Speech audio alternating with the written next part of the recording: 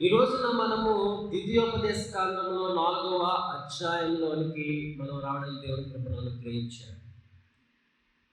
అయితే ఈ ద్వితీయోపదేశ కాండం అంతటిని కూడా 3 భాగాలుగా మనము చూడవచ్చు. మొదటి భాగము దేవుడు తనకు ఇచ్చిన వాటి కొరకు ఒకసారి ప్రజలతో మాట్లాడినది. రెండవ భాగము ఆయన ఇచ్చిన ఆజ్ఞలను, కట్టడలను, విధులను ఆయన నేర్పించినది. మూడవ భాగము బాధ్యతలను అప్పగించినదిగా మనము ఈ ద్వితీయోపదేశ కాండంలో ఒకసారి మనం చూడడానికి అవకాశం దొరుకుతుంది.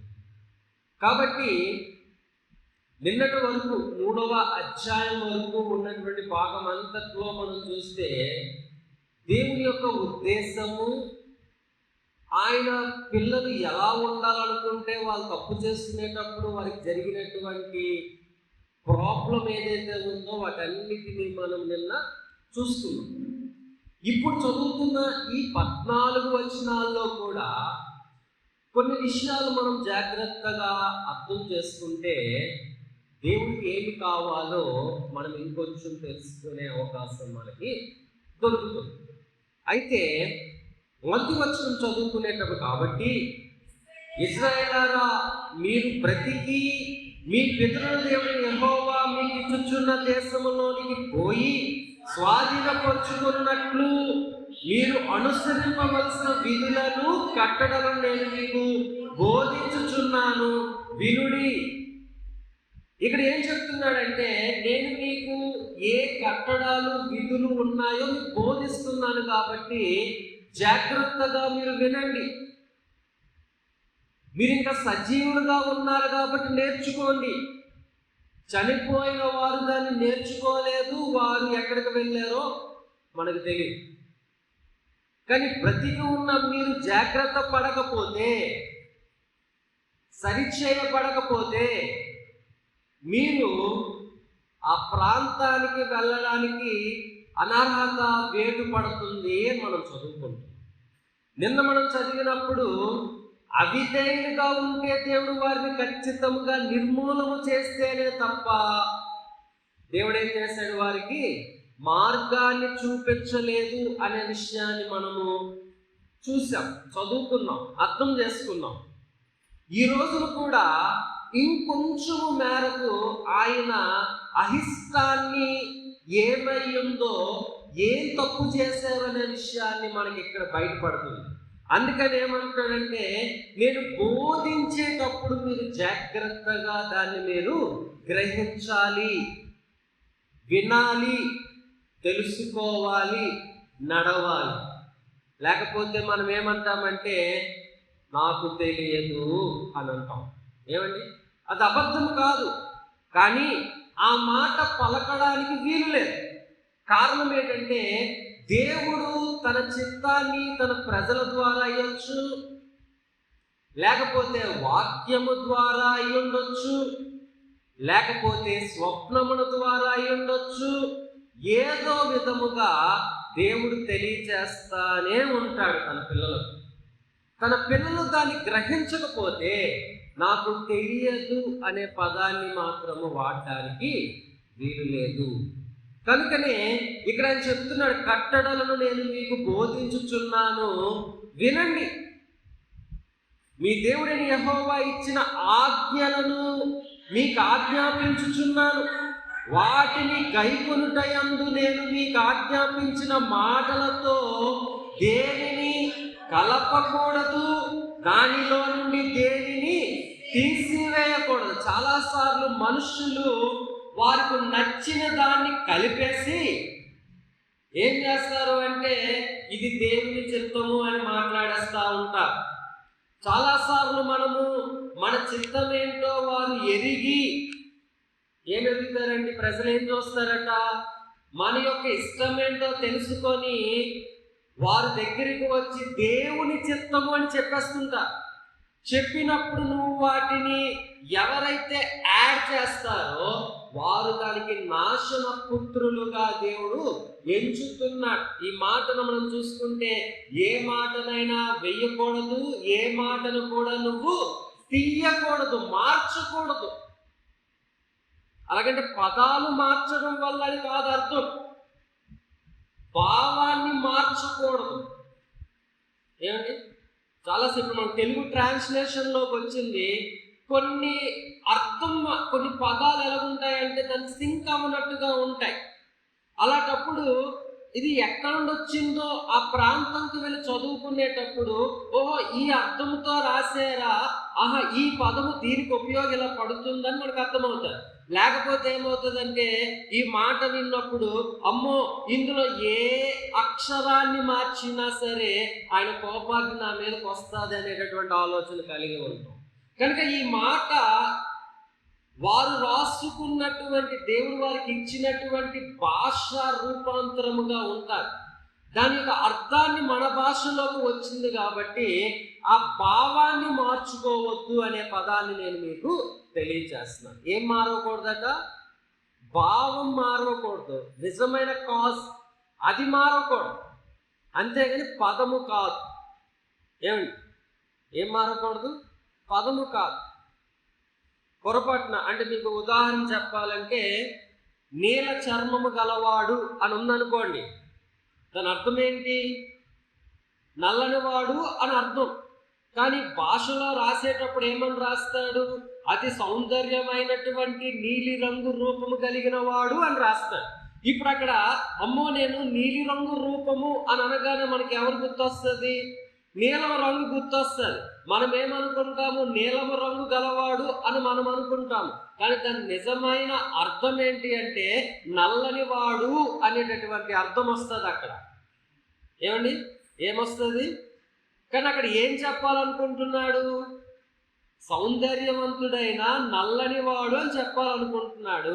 కానీ కవి రూపకముగా వాడు రాసేటప్పుడు నల్లని వాడు అని రాస్తే కొంచెం ఎబ్బెట్టుగా ఉంటుందని నీల రంగు గలవాడు అని రాసుకున్నాడు. ఏమంటే అర్థమైందా? ఇప్పుడు అక్కడ మనం చదివేటడము నీల రంగు అని ఉంది కదా, దీన్ని నల్లని రంగు అనుకుంటే తప్పేమో అని అనుకోవద్దు. కానీ భావాన్ని మార్చేసేటటువంటి విషయాల్లో మాత్రం జాగ్రత్త పడండి. ఉన్నది ఉన్నట్లుగా నేర్చుకోకుండా కల్పనా కథలతో అసలైన పదాలను దాచివేసి, అసలైన భావాన్ని దాచివేసి నిన్ను ద్వంద్వ ఆలోచనలోకి నడిపించేవారు అనేక మంది ఉంటారు. కనుక అలాగ చేయడము తప్పు అనే ఉద్దేశాన్ని నేను చెప్తున్నాను. లేకపోతే ఈ రోజుకి ఈ యొక్క బైబిల్లో ఉన్న పదాలు ఎంతో మంది ఎన్నో రకాలుగా మార్చేసి ఉండేవారు. అర్థమైందా? ఆ రాజు వచ్చి ఆ రాజుకు తగినట్లుగా రాసుకునేవాడు. ఇంకెవరో ప్రవక్త వచ్చి ఆ ప్రవక్తకు తగినట్లుగా రాసుకునేవాడు. కనుక అలాగ రాయకూడదని మాట చెప్తున్నాడు. ఇదే మాట మరలా మనము ప్రకటన గ్రంథంలో కూడా చదువుకుంటాము. ఇది నేను మీకు తెలియజేస్తున్నా. మూడవ వచనంలో చూస్తే, బయల్పోయేరు విషయాల్లో మీలో యెహోవా చేసిన దాన్ని మీరు కన్నులారా చూచిరి కదా. ఏం చేశాడట ఆయన? బయల్పోయేరు విషయంలో. అసలు బయల్పోయేరు ఏం చేశాడు? అసలు బయల్పోయేరు అంటే ఎవరు? అది ఏంటి? ఏమండి, మనకేమైనా ఆ హిస్టరీ తెలిస్తేనే తప్ప ఈ మాట యొక్క బెదిరింపో భయమో మనకి ఎలా తెలుస్తుంది? తెలుస్తుందా? మనం అనుకుంటాము ఇదొక వ్యక్తి కావాలా అని అనుకుంటాం. అసలు బయల్పోయేరు అంటే ఏంటి? స్థలం కాదు, దేవత. బయల్పా అనే ఒక దేవతను వారు ఆరాధించేవారు. పార్ అనేటటువంటి ప్రాంతం, బయల్ అనేటటువంటి ఒక దేవతను ఆరాధించేటటువంటి వారు. ఓకే, ఈ మాటకు వచ్చినప్పుడు ఇక్కడ ఏం జరిగింది అని అంటే, వీరు వెళ్తున్న ప్రాంతాన్ని ఒక అద్భుతమైన ప్రవక్త చూసి, ఒక రాజు చూసి ఏమంటాడంటే, వీళ్ళని శపించు అని చెప్పి అతను తీసుకొని వస్తారు. అతని పేరు బాలాం. ఏమండి, బాలాము ప్రవక్తను తీసుకొని వచ్చి, వీరిని నేను జయించలేను, వీరు చాలా జనసమూహముగా ఉన్నారు, వీరికి ఎవరు ఎదురెరలేరు కాబట్టి ఇతనిని, ఈ దేశపు ప్రజలను మనము శపించు, నువ్వు శపించడానికి నేను నీకు డబ్బులు ఇస్తాను అని చెప్పి ఒప్పందం చేసుకుంటే ఆ ప్రవక్త శపించడానికే వచ్చేవాడు. కానీ చూసేసరికి తన నోటి నుండి ఒక్క శాపము వార్త రాకుండా తిరిగి వారిని దీవిస్తూనే ఉండేవాడు. అలా ఎన్నిసార్లు చేశాడు అంటే 7 సార్లు ప్రయత్నము చేసి ఓడిపోయినటువంటి ఒక మాట. దీని గురించి మనం ఆలోచన చేసుకుందాం ఒకసారి. అసలు ఏం జరిగింది అని చూసుకుంటే ఆ సంఖ్యాకాండం ఒకసారి ఓపెన్ చేద్దాము. సంఖ్యాకాండము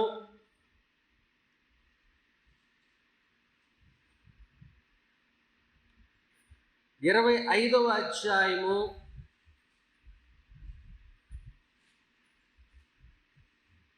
25వ అధ్యాయము 1 నుండి. అప్పుడు యెహోవా మోషేకు ఇలా ఆజ్ఞ ఇచ్చెను.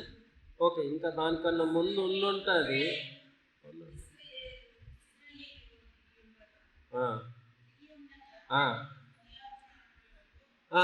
చూడండి, అప్పుడు యెహోవా మోషేకు ఇలా ఆజ్ఞ ఇచ్చెను.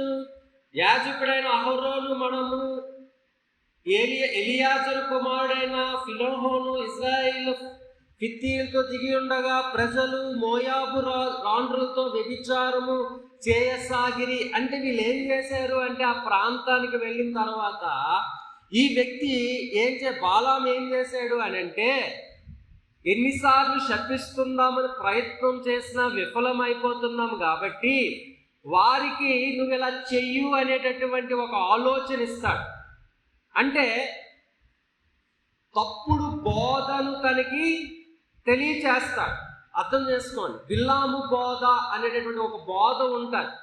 కొత్త నిబంధనలోని నికోలేము బోధ, బిలాము బోధ అనేటటువంటి బోధల గురించి మనం అర్థం చేసుకుంటే అసలు ఇతను ఏమి బోధించాడు, ఈ ప్రవక్త ఏంటి బోధించాడు వీరికి అని మనం చూసినప్పుడు ఏంటంటే బోధించి అక్కడ ఏం జరిగిందని సన్నివేశం చూస్తే ఇతను ఆ దేశంలో ఉన్నటువంటి అందమైన స్త్రీలతో వ్యభిచారము చేయడానికి వారు ఒప్పుకొని వెళ్తారనమాట. ఏమండి, ఎవరు వెళ్తున్నారు ఇప్పుడు వ్యభిచారం చేయడానికి?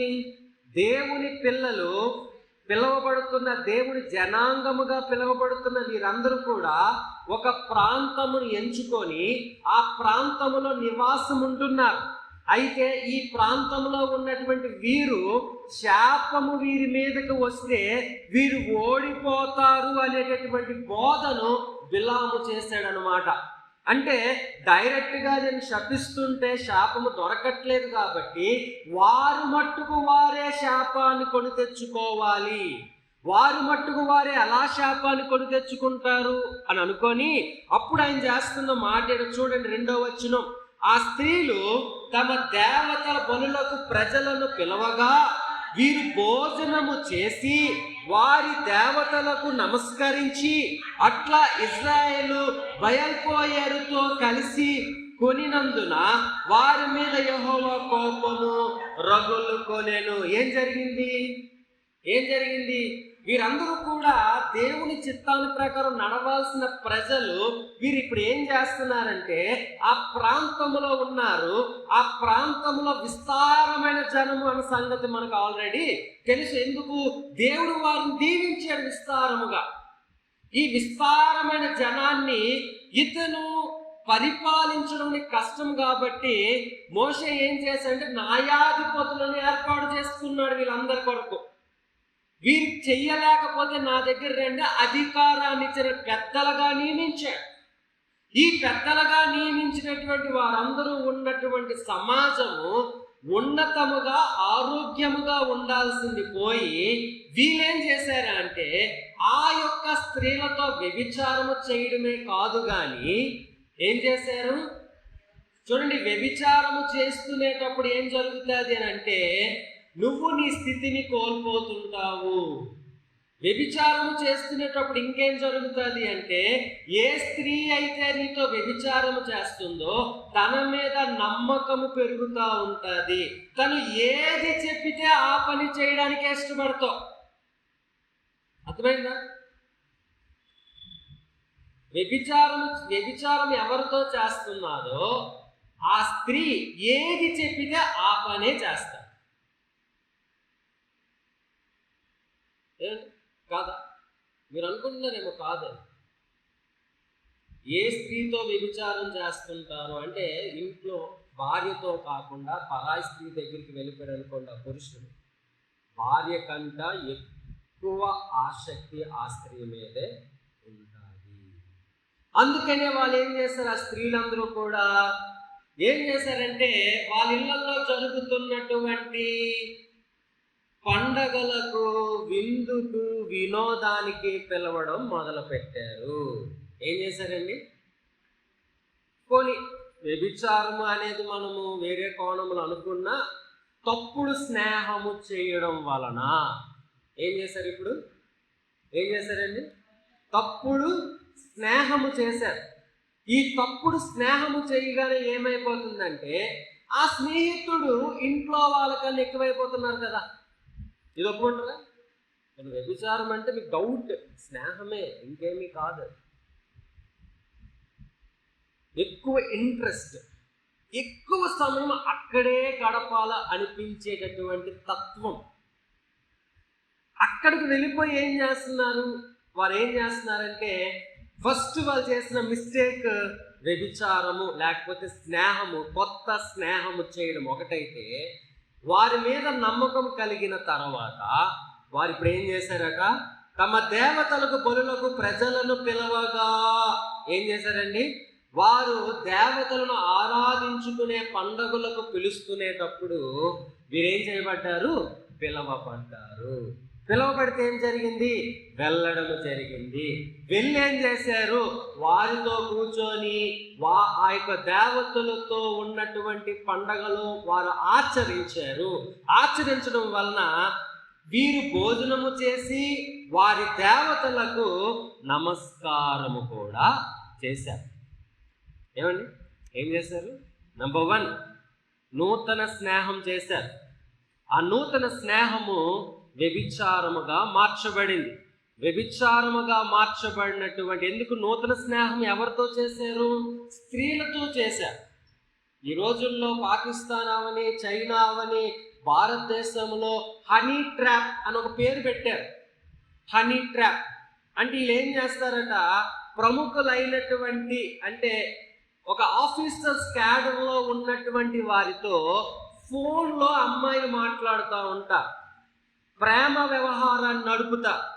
ఆ ప్రేమ వ్యవహారం నడుపుతూ వారితో సహజీవనం చేస్తారు. మెల్లిగా ఫోన్లో మాట్లాడి వాళ్ళు కలుసుకున్న తర్వాత అపారమైన నమ్మకం కుదిరిన తర్వాత సీక్రెట్స్ని రివీల్ చేసుకుంటారు. దీన్ని హనీ ట్రాప్ అని కిందటి సంవత్సరాల్లో మనం విన్నాం చాలా. వైజాగ్ నేవీ డాక్యార్డ్లో కొంతమంది హనీ ట్రాప్లో దొరికిపోయారు, ఫలానా యుద్ధం వివరాలు బయటికి తెలిసిపోయాయి అని కొన్ని విషయాలు. అవి ఇప్పుడేదో కొత్తగా వచ్చింది కాదు. ఇది ఎప్పటి నుండి ఉంది అంటే, ఎప్పటి నుండో అంటే ఇక్కడ కనిపిస్తుంది. ఎప్పుడుంది? ఎక్కడో మోషే కాలంలో కనిపిస్తుంది హనీ ట్రాప్. అంటే మగవాడికి స్త్రీని చూడగానే ఒక రకమైన ఫీల్ ఉంటుంది కనుక ఆ ఫీలింగ్ ఏం చేసుకున్నారు అంటే వారికి అనుగుణంగా మార్చుకున్నాడు. అదే బిల్లాము యొక్క బోధ. ఏంటి అంటే దేవునితో జరగకుండా ఆపాలి అనంటే, నీకు ఆశీర్వాదాలు రాకుండా ఉండాలి అనంటే, నీకు లోక స్నేహాన్ని అంటగడితే నువ్వు భ్రష్టురాలు అయిపోతావు అన్నదే బిల్లాము యొక్క బోధ. అది ఎలాగుంటుంది అంటే తప్పు లేనట్లుగానే ఉంటుంది. అది ఎలా ఉంటుంది అంటే లోక స్నేహం చేయడం తప్ప, స్నేహితులు పండగలకి పబ్బాలకి పిలిస్తే వెళ్ళకూడదా? దానికి సమాధానం ఏం చెప్తాం? ఎల్లు అంటే ఒకటంట, ఎల్లొద్దు అంటే ఒక మంట. ఏమండి? అవునా కదా? ఎందుకు వెళ్ళొద్దు అంటారో వాళ్ళకి అర్థం అవ్వదు. యాత్రలకి వెళ్ళకండ్రా అంటే ఎందుకు అర్థం అవ్వదు అంటే వాళ్ళకి బిల్లాము పోదే. వాళ్ళకి ఎలా కనిపిస్తుంది అంటే లోకములో ఉండాలి అని వారికి అనిపిస్తారు. వారికి ఎలా కనిపిస్తుంది అంటే లోకములో ఉన్నవే మంచివి అన్నట్లుగా కనిపిస్తుంది, కానీ దేవునికి అవి అహిష్టమైనవి అనే విషయము మనకి అర్థం అవ్వాలి. ఆయన ఏం చేశారంటే ఆ స్త్రీలతో వెళ్ళారు, లేకపోతే ఆ నూతన స్నేహము చేశారు. ఆ నూతన స్నేహము చేసి దేవునికి ఇష్టము లేని పని చేయడం మొదలు పెట్టారు. ఏంటది? నేనంటే నీకు ఇష్టమైతే నేను పెట్టింది నువ్వు తినాలి అన్నది. అనగానే ఏం చేస్తారు? ఏమండి, నువ్వంటే నాకు ఇష్టం, మొహమాటం ఉన్నా ఇష్టం ఉన్నా లేకపోయినా అక్కడ ఖచ్చితంగా తినాల్సిందే మొదలు పెట్టారు తినడం. మరి మా ఇంటికి వచ్చావు, ఇదిగో నేను ఆరాధించే దేవత ఎంత గొప్పది, ఇంత గొప్పవాడు, వీడు ఎలాంటి వాడు అంటే చచ్చిపోయిన వారిని లేపగల సమర్థుడు, వీడు ఎలాంటి వాడంటే జంతువుల్ని కూడా బతికించగల సమర్థుడు అని ఏవో 4 గొప్ప మాటలు చెప్పగానే ఆహా నిజమా అని చెప్పి వీళ్ళు ఏం చేశారట? ఒంగొంగి దండాలు పెట్టారు. మన విశ్వాసము అక్కడ నుండి ఎక్కడికి వెళ్ళిపోతుంది? యేసు ప్రభు మీద ఉండాల్సిన విశ్వాసము తప్పుడు స్నేహము చేయడం వలన మన విశ్వాసం ఏమైపోతుందంటే ఆరిపోతూ నూతన వ్యక్తుల వైపు మన విశ్వాసం పరిగెడతా ఉంటాం. అది దేవునికి ఇష్టము లేదు అనే విషయాన్ని ఇక్కడ మనం చూస్తున్నాం. అట్లా ఇశ్రాయేలు బయల్పోయేరుతో కలిసి కొనినందున వారి మీద యెహోవా కోపము రగులుకుంది. ఏం జరిగిందండి? దేవుని కోపము వారి మీదకి రగులుకొని వచ్చింది. అయితే ఏం జరుగుంటది? అప్పుడు యెహోవా మోషేతో ఇట్లనెను, నీవు ప్రజల అధిపతులందరినీ తోడుకొని యెహోవా సన్నిధిని సూర్యుని ఎదురుగా వారికి ఉరి తీయము. ఏం చేయమన్నాడట? ఉరి తీసేయమన్నాడు. సింపుల్ గా. ఎవరిని ఉరి తీయమన్నాడు? మళ్ళీ చదవండి. వ్యభిచారం చేసిన వాళ్ళు కాదు, చదవండి అక్కడ మళ్ళీ ఒకసారి. అప్పుడు యెహోవా మోషేతో ఇట్లనెను, ప్రజల అధిపతులందరినీ ఎవరిని ఉరి తీయమన్నాడు? అర్థమైందా? తప్పెవరు చేశారు? ప్రజలు చేశారు. కానీ వారి అధిపతులను ఉరి తీసేయమని చెప్తున్నాడు. ఎందుకు అని అంటే వారు వారికి సరైన మార్గదర్శకాన్ని చూపించలేదు కాబట్టి. ఎందుకు అనంటే దేవుడు చెప్పిన ఆజ్ఞలను, కట్టడాలను, విధులను ప్రజల వరకు తీసుకుని వెళ్ళలేదు కాబట్టి. ఏమండి? అయ్యా నేర్చుకోండి అంటే నేర్చుకున్నాడు ఎవడన్నా ఉన్నాడు ఇక్కడ? ఏమండి? నేర్చుకోండి రా బాబు అంటే నేర్చుకోవడానికి, చదువుతుంది అర్థం కాకపోతే తెలుసుకోవడానికి ఎవరికైనా ఆసక్తి ఉందా? కానీ శిక్ష ఎవరు అనుభవిస్తున్నారు? ఎవరండి అనుభవిస్తున్నారు? నడిపించే నాయకులు. గుర్తుపెట్టుకోండి, దేవుణ్ణి ఎంత ఎక్కువగా మనం తెలుసుకుంటాం మన ఒళ్ళు అంత జాగ్రత్తగా ఉంటాం. లేకపోతే ఏంటవుతుంది అంటే ఆ శ్రమల గుండానే నువ్వు వెళ్ళాల్సి వస్తుంది. అరే నా జీవితంలో ఎందుకు శ్రమ వస్తుంది? నేను ప్రార్థన చేస్తున్నాను, నా జీవితంలో ఎందుకు జరగట్లేదు అంటే నువ్వు వెంబడించే పద్ధతిలోనే తప్పులున్నాయి. అర్థమైందా? మనం అనుసరించే రీతిలోనే ఎన్నో తప్పులు పెట్టుకొని ఒక గుడ్డి నమ్మకంతో నడుస్తున్నాము. అది దేవుని చిత్తం అయితే కాదు. ఏమంటే ఇంకా కింద చదువుకుందాం. అప్పుడు ఏం చెప్పాడంటే ప్రజల అధిపతులను తోడుకొని యెహోవా సన్నిధిని సూర్యుని ఎదురుగా వారికి ఉరి తీయమప్పుడు యెహోవా కోపాగ్ని ఇజ్రాయెల్ మీద నుండి తొలగిపోవాలని చెప్పిన. అంటే అప్పటికే దేవుడు ఏం చేశాడంటే ఇజ్రాయెల్ మీదకి ఆయన ఉగ్రతను పంపించాడు. వారందరూ తెగులుతో బాధపడుతూ ఉన్నారు. అర్థమైందా? అప్పుడు ఇదిగో మోషే కన్నుల ఎదుట ప్రత్యక్షపు గుడారము యొక్క ద్వారమునొద్ద ఏడ్చుచున్న ఇజ్రాయేల్ సర్వ సమాజము యొక్క కన్నుల ఎదుటను ఇజ్రాయేల్లో ఒకడు తన సహోదరుల యొద్దకు ఒక మిద్యాను స్త్రీని తోడుకొని వచ్చాడు. ఏం చేశాడంటే ఇంకా కుండ మీద కారం చల్లాడు అనమాట. అని ఎంత చెప్తున్నా కొన్ని సందర్భాల్లో కొంతమంది మాట వినరు. ఏం పర్లేదులే అనుకుంటారు. ఏమనుకుంటున్నారు? ఏం పర్లేదు అనుకుంటున్నారు కదా. అలాగనే ఒక్కడు ఏం చేశాడంటే ఆల్రెడీ ఊరేస్తాడు, ఆల్రెడీ కొంతమంది పోయారు, అయినా ఒకడు దురాలోచన అంటే ఏం పర్లేదు నాకు ఈ అమ్మాయి అంటే ఇష్టము అని చెప్పి పట్టుకొని వచ్చాడు. దాన్ని పట్టుకొని రాగానే ఏం జరిగింది అంటే యాజకుడైన అహరోను మనవడును ఎలియాజరు కుమారుడైన ఫినుహోను అది చూచి సమాజము నుండి లేచి ఈటెను చేత పట్టుకొని పడక చోటికి ఆ ఇశ్రాయేలు వెంబడించి వెళ్ళి ఆ ఇరువురిని అనగా ఇశ్రాయేల్ని ఆ స్త్రీని కడుపులో గుండా దూసుకొని పోయినట్లు పొడిచాను. అప్పుడు ఇశ్రాయేల్లో నుండి తెగులు నిలిచి పోయాను. ఏం జరిగింది అంటే అప్పుడు తెగులు నిలిచిపోయాను. ఎప్పుడు పోయిందండి? ఆ ఇద్దరే అన్నటువంటి మాటకు అర్థం ఏంటంటే ఆఖరిగా ఆ ఇద్దరే మిగిలారు, కొంచెం మిగిలిపోయింది, అది ఇక్కడ దొరికింది. దాన్ని కూడా సంహరించినంత వరకు కూడా ఆ దేశంలో వారి మధ్యన తెగులు ఏలుబడి చేస్తుంది అనే విషయం జ్ఞాపకం చేసుకుందాం. ఎంతకీ ఎంతమందికి దానికి బలైపోయారో తెలుసా? 9వ వచనం చదువుకుంటే 24,000 మంది ఆ తెగులు చేత ఏం చేయబడ్డారు? చనిపోయారు. ఎంతమంది? 24,000 మంది.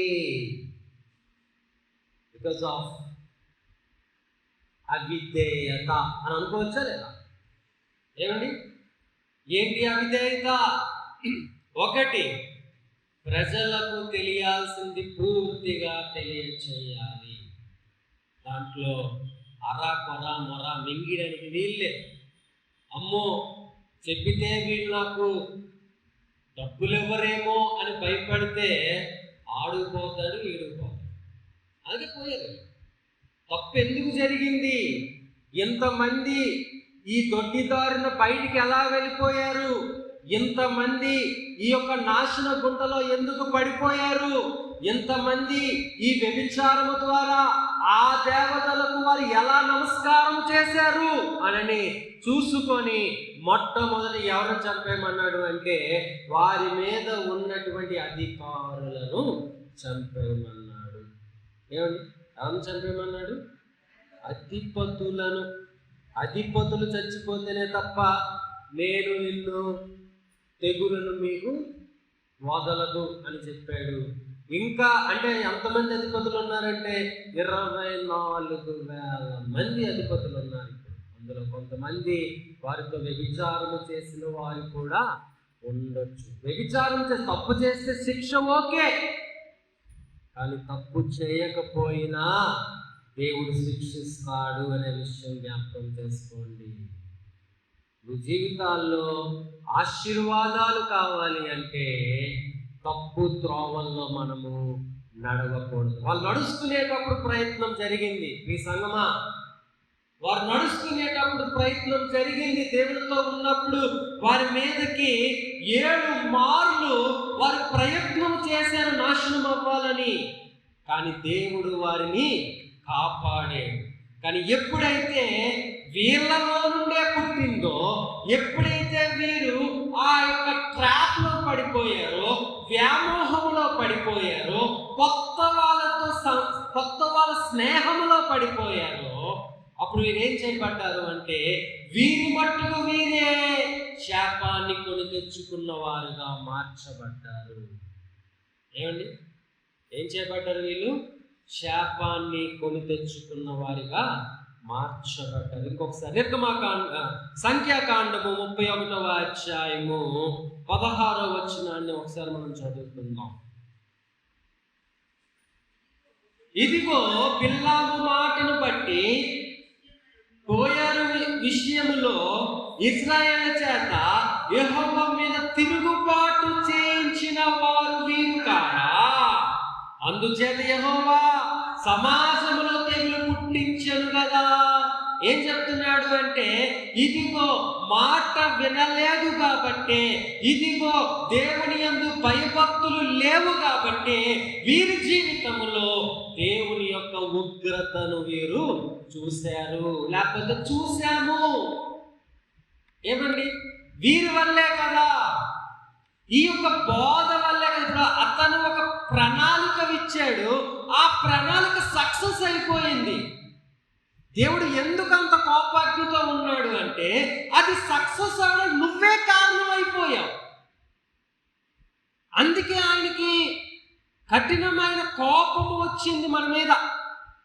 ఎప్పుడు కూడా దేవుని మీద ప్రతినిత్యము ఉండాల్సినటువంటి వారు జాగ్రత్త కలిగి లేకపోతే ఏమైపోతారు అంటే నాశన గుంటలో పడిపోతారు, లేకపోతే పరలోక రాజ్యం చేరరు. ఈ పరలోక రాజ్యం నువ్వు చేరాలి అంటే నువ్వు జాగ్రత్త వహించాలి. అందుకే పౌలు గారు చక్కగా ఈ మాటను బట్టి ఆయన అంటున్నారు, గురి యొద్దకే నేను పరిగెడుతున్నాను అని ఒక దగ్గర మాట్లాడాడు. ఇంకొక దగ్గర చెప్తున్నాడు, నేను గురికి దగ్గరికి వెళ్ళేటప్పుడు ఏది ఆటంకమైనా సరే దాని కింద పడిపోకుండా నేను జాగ్రత్త పడుతున్నాను అని చెప్పాడు. ఇంకో దగ్గర మాట్లాడినప్పుడు ఇదిగో నా ఒళ్ళును నేను నలగొట్టుకుంటున్నాను అని చెప్పాడు. ఏంటి, ఎందుకు చెప్పాడు ఈ మాటలు? మన ఒళ్ళు ఎందుకు నలగొట్టుకోవాలి? మనం ఎందుకు ఉపవాసం ఉండాలి? మనం ఎందుకు ఉపవాసం ఉంటూ ప్రార్థన చేయాలి? మనం ఎందుకు ప్రతి విషయంలో జాగ్రత్త కలిగి ఉండాలి అంటే, ఎందుకో తెలుసా? నీ యొక్క ఆత్మ పరలోకంలో చేరాలి అంటే నువ్వు జాగ్రత్త కలిగి, లేకపోతే ఏమవుతుంది అంటే ఈ బిల్లాము బోధ వలన నువ్వు పూర్తిగా ఏమైపోతావో తెలుసా? నాశన గుంటలో నువ్వు పడిపోతావు. అది పర్లేదనే చెప్తారు. దాని ఎజెండా అయితే అదే. దాని ఎజెండా ఏంటి అంటే నిన్ను నరకములో పడేయాలన్నది దాని ఎజెండా. ఏమండి, నిన్ను దేవుడితో ఉండకుండా ఉంచడమే దాని ఎజెండా. కాబట్టి అది అనేకమైన పన్నాగాలు పన్నుతూనే ఉంటారు. కానీ నీ ఎజెండా అయితే అది కాదు కదా. నీ ఎజెండా అయితే పడిపోయే స్థితి కాదు కదా. నిన్ను దేవుడు గెలవడము కొరకే పిలుచుకున్నాడు. హల్లెలూయా. నీ ఎజెండా గెలవడం అయితే ప్రతి విషయంలో నువ్వు జాగ్రత్త వహించాలి. ఎలా జాగ్రత్త వహిస్తావు? దేవుని వాక్యాన్ని నువ్వు చాలా క్రమము తప్పకుండా దాన్ని అర్థం చేసుకున్నప్పుడే. చదివితే కాదు, ఏం చేస్తే కాదు, చదివితే కాదు, అర్థం చేసుకుంటే, అది అనుభవిస్తే. ఇది చదువుతునేటప్పుడు అమ్మో దేవుడికి వ్యతిరేకముగా ఉంటే వీళ్ళనే దేవుడు విడిచిపెట్టలేదే, నేనెందుకు వ్యతిరేకముగా ఉండాలి, ఆయనకి ఇష్టడుగా నేను ఉంటాను అని చెప్పి ఎప్పటికప్పుడు నిన్ను నువ్వు పరీక్షించుకొని సిద్ధము చేసుకుంటుంటే దేవుడు దాన్ని బట్టి మనల్ని ఆశీర్వదిస్తాడు. అందుకని ఆయన ఏం చెప్పాడండి? ఆయన ఏం మాట్లాడుతున్నాడు? 4వ అధ్యాయంలో ద్వితీయోపదేశకాండము 4వ అధ్యాయము 3వ వచనంలో ఆయన చెప్తున్నాడు. ఎవరు? మోషే జ్ఞాపకము చేస్తున్నాడు.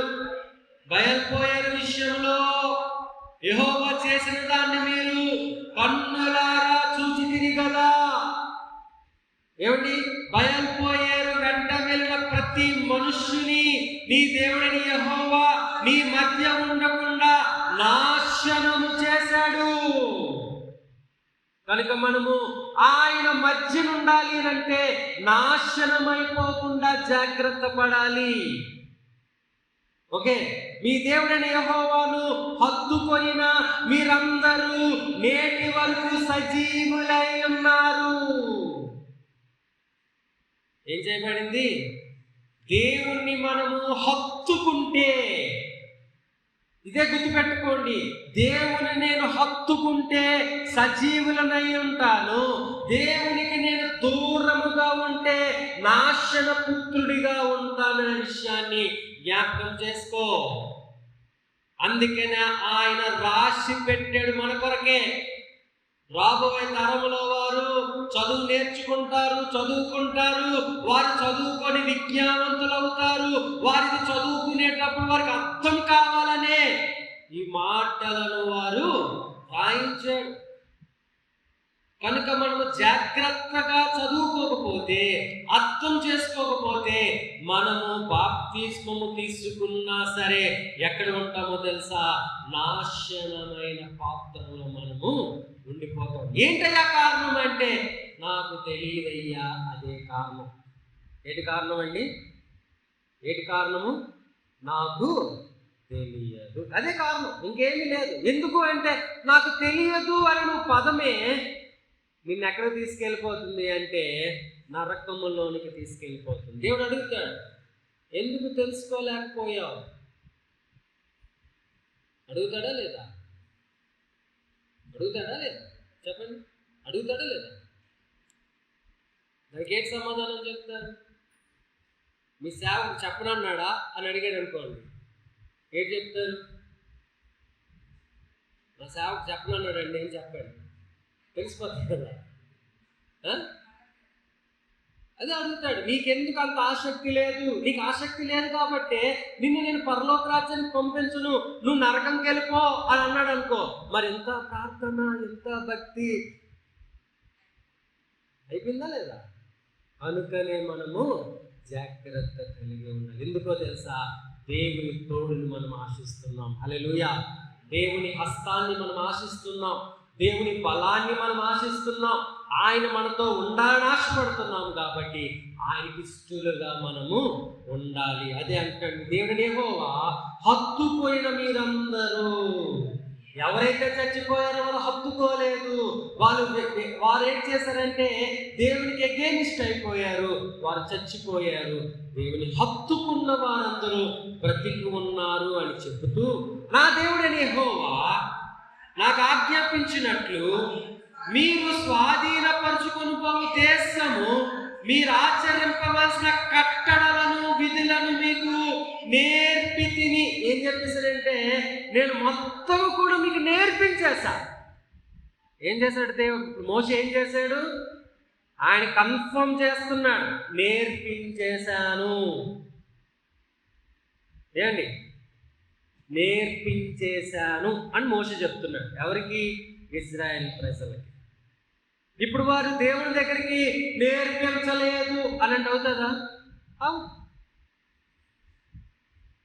అందుకనే ఆయన ముందే చెప్పాడు, దేవుని పనిలో ఉన్న ప్రతి ఒక్కరు కూడా ఆయన గురించి అన్ని విషయాలు తెలుసుకోవాలి. కానీ సమాజంలో ఉన్నటువంటి, క్రైస్తవ సమాజంలో ఉన్నటువంటి వారు అన్ని విషయాలు నేర్పించరు. అర్థమైందా? మీరు ఎన్ని సంవత్సరాలు భక్తి చేయండి కానీ ఎవ్వరు కూడా అక్షరాభ్యాసముతో మొదలుపెట్టి మొత్తము నేర్పించేటటువంటి వారు ఈ లోకములో లేరు. ఒకటి, వారిలో ఆసక్తి లేదు. రెండవది, వినేవారిలో ఆసక్తి లేదు. ఎలాగైపోయింది అంటే, వెళ్తుంది బండి అంతే. ఈ బండి ఎక్కడికి వెళ్తుంది? మనం అనుకుంటున్నాం ఈ బండి పరలోకం వెళ్ళే బండి, చుక్కు బండి పరలోకం వెళ్తుందని మనం అనుకుంటున్నాం. కానీ ఈ బండి ఎటు వెళ్ళిపోతుంది అంటే, త్రాసులో తూలుస్తుంటే వణుకు పుడుతుంది లోపల. ఈ బండి చుక్కు మనకు నరకలోకంలోకి వెళ్ళిపోతుంది. కారణం ఏంటి అంటే, తెలుసో తెలియకో దేవునికి ఇష్టము లేని పనులన్నీ చేసుకుంటూ వెళ్ళిపోతున్నాము. ఏమండి? ఎవరికి కూడా మనము బలంగా మాకు ఇష్టం లేదు, మేము రాము అని చెప్పలేము. ఎవరికైనా బలముగా మేము తినము అని చెప్పలేము. అమ్మ, ఇది ప్రసాదము కాదు, ఇది దేవుడి దగ్గర ప్రసాదం పెట్టేశాను, నీ కొరకు వేరేగా వండాను, వచ్చి తిని అనగానే సిగ్గులాగా ఆకుండా వెళ్ళిపోయి కూర్చొని దద్దర్మల్ని ఆడించేసి తిరిగి మళ్ళీ ఇంటికి వచ్చేస్తుంటాం. ఎందుకంటే మనకి బిల్లాము బోధే నచ్చింది, కట్టడం మనకి లేదు. మీరే ఆలోచించుకోండి. చదువుతునేటప్పుడు మీకు ఆ ఫీల్ దొరికితే, ఏది దేవుడు మీకు చెయ్యొద్దు అన్నట్టుగా మీకు అనిపిస్తే ఖచ్చితంగా చెయ్యడము మానేయండి.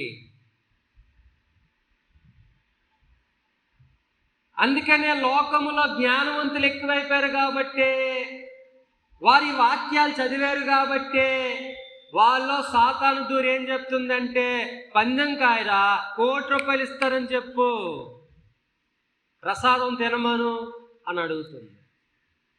ఎందుకంటే మన నమ్మకం ఏంటి? తింటే మనం అపవిత్రులమైపోతాము, తింటే మనం శాపగ్రస్తులమైపోతాము. ఆడికి నువ్వు శాపగ్రస్తుడు అవడమే కావాలి. అందుకని ఆడేటంటాడంటే, ఎలాగో ఒకలాగా అబద్ధం ఆడేసి మరి మనకు ఎలా తినిపించేస్తుంటారంటే, అబద్ధముతో తినిపించేస్తారు. ఎందుకంటే మనం నమ్మాం. అవునా కదా? ఒప్పుకుంటారా? తిరుపతి నుండి లడ్డూలు తెస్తారు. మేము కొండ మీద కొనలే, కింద కొన్నాం, సపరేట్గా కొన్నాం అని పట్టుకొచ్చి చేతిలో పెట్టేస్తారు. ఆ పక్కనోడు అదే కళ్ళు కద్దుకొని తింటాడు, మనమేమో ప్రార్థన చేసుకొని నోట్లు వేసుకుంటాం. మళ్ళీ తిరిగి ఏమంటామంటే, అది షాప్లో కొన్నాం. మనకెందుకు అంటే ఆడి మీద ఆడు చెప్పాడు కదా, పాపమో పుణ్యమో ఆడు అనిపిస్తాడు. ఆడు చెప్పాడు, అడిగితే దేవుడు అడిగితే, ప్రభు ఆడు చెప్పాడయ్యా నమ్మిసాను, అప్పుడు వేసుకుంటాడు. ఇలాగా ఏమంటాడు? నీకెవడు నమ్మమన్నాడు, నీకు నా మీద అనుమానం. ఏమండి అడిగిన అదే కదా ఇది చేసిన పని. నూతన స్నేహము చెయ్యవద్దు, దేవునితో స్నేహము కలిగి ఉండండి. తప్పులలో దొర్లిపోవద్దు. తప్పుల్లో పడిపోతే పైకి లేపేవాడు ఎవడు కూడా లేడు. నీకు అర్థమయ్యేసరికి నువ్వెక్కడో ఉంటావు ఆ మార్గాన్ని ఎత్తుక్కొని రావడానికి. నువ్వు మళ్ళీ ప్రభువా అనుకొని రావడానికి అది ఎన్ని వేల కిలోమీటర్లు ఉంటుందో. దానికన్నా దగ్గర ఉండి జాగ్రత్త పడండి అనే మాటను ఇక్కడ నేను జ్ఞాపకం చేస్తున్నాను. 6వ మాట, ఈ కట్టలన్నిటినీ మీరు గైకొని అనుసరింపవలెను, వాటిని కూర్చి విను జనుల దృష్టికి అదే మీకు జ్ఞానము. చూడండి, ఈ మాటలే మనకు జ్ఞానము. మనం కొత్త జ్ఞానాన్ని ఎత్తుక్కోని అవసరం లేదు అని మోషే తన ప్రజలకు చెప్తున్నాడు. అయ్యా, మీకు కొత్త జ్ఞానం ఏంటి కావాల్సిన అవసరం లేదు. మీకు జ్ఞానము ఇచ్చేవాడు దేవుడే. కనుక మీరు ఈ కట్టడలను మీరు గైకొని అనుసరిస్తే చాలు. వాటిని గూర్చి విని జనుల దృష్టికి ఇదే మీకు జ్ఞానము, అదే మీకు వివేకము. ఇదే జ్ఞానము, ఇదే వివేకం. దేవుని పని చేయడమే వివేకం. దేవుని కొరకు మనము వెతకడమే జ్ఞానం. ఈ రెండిటిని విడిచిపెట్టి మిగతా వాటి కొరకు పరిగెత్తే అదంతా శూన్యం. ఏండి, జ్ఞానం అనుకొని ఎంతో మంది పరిగెట్టి పిచ్చోళ్ళు అయిపోయారు. కానీ ఈ జ్ఞానం అనుకొని తిరిగిన వాళ్ళు ఎవడు పిచ్చోళ్ళు అవ్వలే. కానీ ప్రజలు పిచ్చోళ్ళు అనుకున్నా, కానీ ఆడే రోజు పిచ్చోడు అయిపోలేదు. కానీ లోక జ్ఞానం అనుకొని పెంచుకున్న వాళ్ళందరూ కూడా ఏమైపోయారంటే పిచ్చోళ్ళు అయిపోయారు. కనుక దేవుడు ఏమంటాడు? జ్ఞానము వివేకము నీకు కావాలంటే నువ్వేం చేయాలట? దేవుడిచ్చిన కట్టడలను వాటి గురించి నువ్వు అవగాహన చేసుకొని నీ జీవితంలో దాన్ని అన్వయించుకొని దాని ప్రకారమే నడిచేటట్లుగా నువ్వు ఉండాలి. ఇది గొప్ప జనము, జ్ఞాన వివేచనలు గల జనమని చెప్పుకుందురు. దీనివల్ల ప్రపంచంలో ఉన్న వారందరూ ఏమనుకుంటారంటే, వీడు గొప్ప జ్ఞానవంతుడురా అని అనుకుంటారు. ఇది నిరూపించబడిందే కదా. ఏమండి, ఇప్పుడు ఈ ప్రజలు ఇది నమ్మారు, దీన్ని బట్టి వారు నడుచుకున్నారు. వారు చుట్టూ శత్రువులు ఉన్నప్పటికీ వారి ధైర్యముగా జీవించగలుగుతున్నారు. ప్రపంచ దేశాలు వారి టెక్నాలజీ అంటే జ్ఞానం ఎవరిది? వారిదేనా? వారి టెక్నాలజీ తెచ్చుకోవడానికే పరిగెడుతున్నారే తప్ప ఏ ఒక్కడు కూడా వారికి మించిన టెక్నాలజీని కనిపెట్టలేకపోతున్నారు. ఇప్పుడు జ్ఞానం ఎక్కడుంది? ఇప్పుడు భారతదేశంలో ఉన్న క్రైస్తవులందరూ కూడా దీనిని బలంగా నమ్మి విశ్వసించి ఈ జ్ఞానము వెంబడితే మనము కూడా ఎలాగుంటాము అంటే ఇజ్రాయేలీలు ఉన్నటువంటి జ్ఞానాన్ని దేవుడు మనకు కూడా ఇచ్చేవానిగా కనిపిస్తుంది. కానీ మనం ఏం చేస్తున్నాం? మన ఆలోచన ఏంటి? మన ప్రయత్నం ఏంటి? ఏమండి? 7వ వచనం, ఏలయనగా మనం ఆయనకు మొర్ర పెట్టినప్పుడల్లా మన దేవుడిని యెహోవా మనకు సమీపముగానున్నట్లు మరి ఏ గొప్ప జనముకు ఏ దేవుడు సమీపముగానున్నాడు? ఏమండి? మనం మొర్ర పెట్టినప్పుడల్లా ఆయన మనకి సమీపముగా ఉన్నాడు. హల్లెలూయా. ఇంత గొప్ప విషయాన్ని వదిలేసి ఎక్కడికో వెళ్ళి ఏదో చేస్తాను అని అనుకుంటే ఏంటి ప్రయోజనం? ఏమండి? నువ్వు మొర్ర పెట్టినప్పుడల్లా నీతో మాట్లాడేవానిగా కనిపిస్తున్నాడు. అందుకనే ఆయన క్లియర్గా చెప్పాడు, నేను మీ పిలువుగా నేను వస్తాను, మీ దగ్గరికి మీతో మాట్లాడతాను, మీకు సహాయం చేస్తాను, మీకు ఎవ్వడు కూడా మీ మీదకి రాకుండా నాపగల సమర్థుందని చెప్పాడు. కానీ మీరు తప్పు చేస్తే మాత్రము తొక్క తీసేసే రకం అని కూడా చెప్పాడు. తొక్క తీయడు, చంపేస్తాడు. ఏమండి? తొక్కలు తీయడాలు ఏట్లేవు. పాపం తొక్క తీసినా తొక్క లేకుండా అయినా బతికిద్దాం అనుకోవచ్చు మనం. ఆ అవకాశం ఇవ్వడు. కనుక ఎంతో కేర్ఫుల్గా మనం దేవునితో ఉంటే, అంటే తప్పు చేయాల్సిన అవసరం ఏంటి? ఏమండి? తప్పు చేయాల్సిన అవసరం ఏంటి? ఈ జ్ఞానము, ఈ వివేకం మనకు అర్థమైపోయినప్పుడు, దేవుడికి తోడుగా ఉంటే మనకు బలం అని తెలిసినప్పుడు మనము దేవుడు దూరంగా అయ్యే ప్రయత్నాలు ఎందుకు చేయాలి? చేయకుండా ఉంటే చాలు కదా. తప్పుడు ఉద్దేశాలు కలుగుతునేటప్పుడు ఇది దేవుని చిత్తము కాదు అని మనము ఎందుకు చెప్పలేకపోతున్నాము? యేసు ప్రభువు అయితే ఈ విషయాల్లో చాలా జాగ్రత్తగా ఉన్నాడే. ఆయన 40 రోజులు ఉపవాసం ఉన్న తర్వాత 3 రకాల శ్రమలు, పరీక్షలు ఆయన మీదకి వచ్చినప్పుడు, ఉపవాసం తర్వాత పరీక్ష ఉంటుంది, జ్ఞాపకం చేసుకోండి. అది ఏ ఉపవాసం అవ్వని, అర్థమైందా? ఏ ఉపవాసం అదేంట్లో ఏదవ్వని ఏదో రకంగా పరీక్ష నీ మీదకి వస్తుంది. దేవుడు నేను తోడుగా ఉన్నాను అనగానే వీళ్ళకి హనీ ట్రాప్ పరీక్ష పడిపోయింది. యేసు ప్రభు 40 రోజులు ఉపవాసం ఉండగానే ఆయనకు వచ్చిన పరీక్ష ఏంటి? మొట్టమొదటిగా ఉన్న పరీక్ష ఏంటి అంటే, ఇదిగో ఈ రాళ్ళు రొట్టెలుగా చేసుకు తిను అని అన్నప్పుడు ఆయన ఏం చెప్పాడంటే, చక్కగా మనుష్యులు రొట్టె వలన కాదు కానీ దేవుని మాట వలనే జీవిస్తారని చెప్పాడు. హల్లెలూయా. ఏమండి? మనము రొట్టెల వల్ల జీవించేద్దాం అనుకుంటుంటాం, కానీ ఆయన ఏం చెప్పాడంటే, రొట్టెలు నిన్ను ఎక్కువ కాలము జీవించడానికి అవకాశం ఇవ్వవు. యవనస్తులుగా ఉన్నప్పుడు 4 బిర్యానీలు తినేయచ్చు. అదే 60 సంవత్సరాలు అయిన తర్వాత 1/2 బిర్యానీ తినడానికి కడుపు మండిపోతుంది. మరి ఇంకేం రొట్టెల కొరకు ప్రయత్నం చేయాలి మనం? ఏమండి? శ్రమలు ఉన్నప్పుడు వాక్యము దేవునికి తోడుగా ఉంది కాబట్టి, యేసు ప్రభువుకి వాక్యం ఏంటో పూర్తిగా తెలుసు కాబట్టి ఆయన ఏం చేయగలిగాడు అంటే జయించగలిగాడు శ్రమలను. హల్లెలూయా. 8వ వచనం, మరియు నేను మీకు అప్పగించుచున్న ఈ ధర్మశాస్త్రం అంతటిలో నన్ను కట్టడలను నీతి విధులను గల గొప్ప జనమేది? అయితే నీవు జాగ్రత్త పడుము, నీవు కన్నులారా చూచిన వాటిని మరొక ఉండునట్లును, అవి నీ జీవిత కాలమంతయు నీ హృదయములో నుండి తొలగిపోకుండునట్లును నీ మనస్సును బహు జాగ్రత్తగా కాపాడుకో. రాసుకోండి, అది అండర్లైన్ చేసుకోండి. ఏది అండర్లైన్ చేసుకోవాలంటే, నీ హృదయములో నుండి తొలగిపోకుండునట్లు బహు జాగ్రత్తగా కాపాడుకోవాలి. ఏమండి? ఏంటి కాపాడుకోవాలి? నీవు జాగ్రత్త పడుము,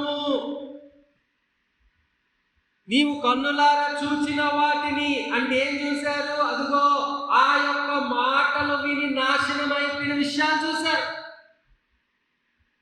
చూసారా లేదా? 24,000 మంది చచ్చిపోవడం చూశారు.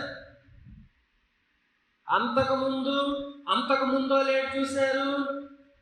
దేవుని యొక్క ఉగ్ర రూపం, అంటే దేవుని ఉగ్రరూపం కాదు కానీ దేవుని మాట వినకుండా శారీరకముగా విచ్చలవిడితనముతో ఉన్నటువంటి వారిని దేవుడు ఓచకోకపోయిన చూశారు.